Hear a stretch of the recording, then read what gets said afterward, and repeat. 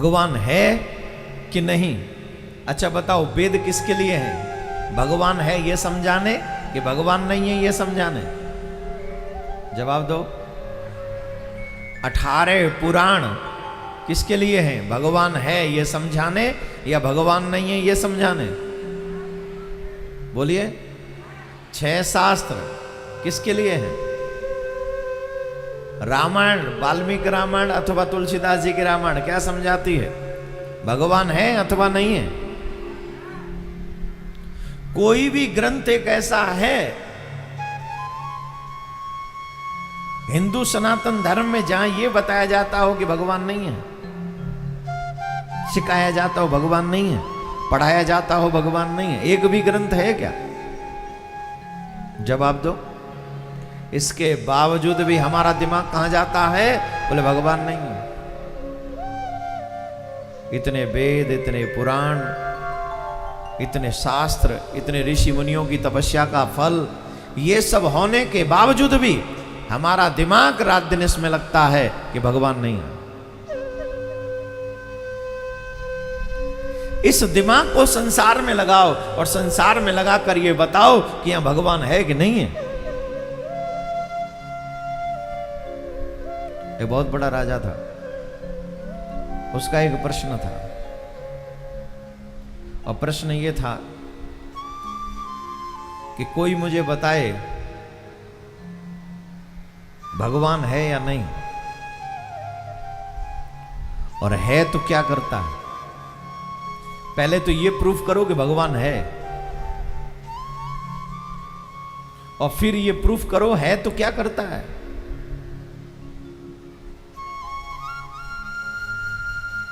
एक मस्त मलंग फकीर उस राजा के वाक्य को सुनकर उस राजा के पास में गए। राजा ने पूछा,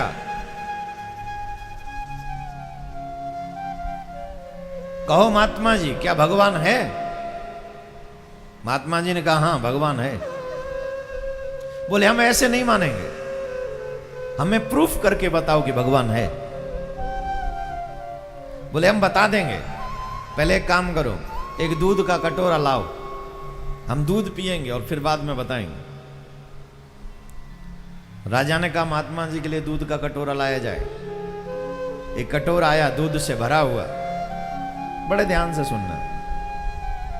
एक कटोरा आया दूध से भरा हुआ,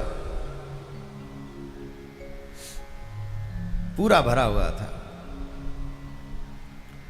महात्मा जी उस दूध के कटोरे में उंगली घुमाने लगे। राजा ने पूछा क्या कर रहे हो बाबा? दूध पीना है तो पी लो।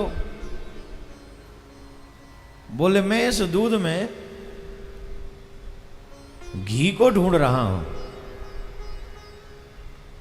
सोच रहा हूं दूध पीने से पहले घी खा लूं,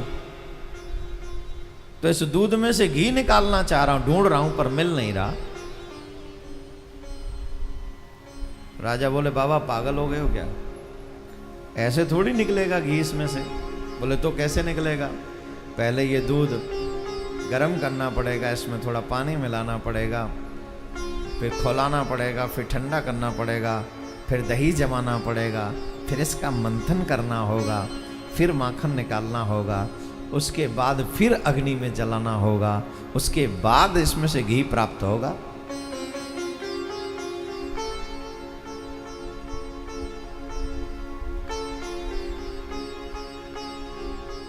ये सच है कि इस दूध में ही घी है, पर यह भी सच है कि ऐसे दिखेगा नहीं। उसके लिए एक प्रयास है, उसके लिए एक वे है, रास्ता है, उस रास्ते पे चलना पड़े।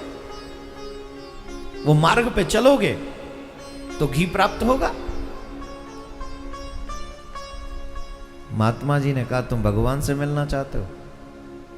तुम कहते हो भगवान नहीं क्योंकि दिखता नहीं। तुम्हारे आगे उदाहरण है दूध का।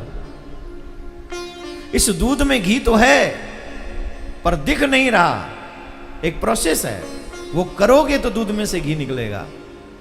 वैसे ही संसार एक दूध की तरह है और परमात्मा इस दूध रूपी संसार में घी के समान है, और जो उस प्रोसेस को प्राप्त करता है उसी को इस संसार रूपी दूध में से भगवान रूपी घी प्राप्त होता है।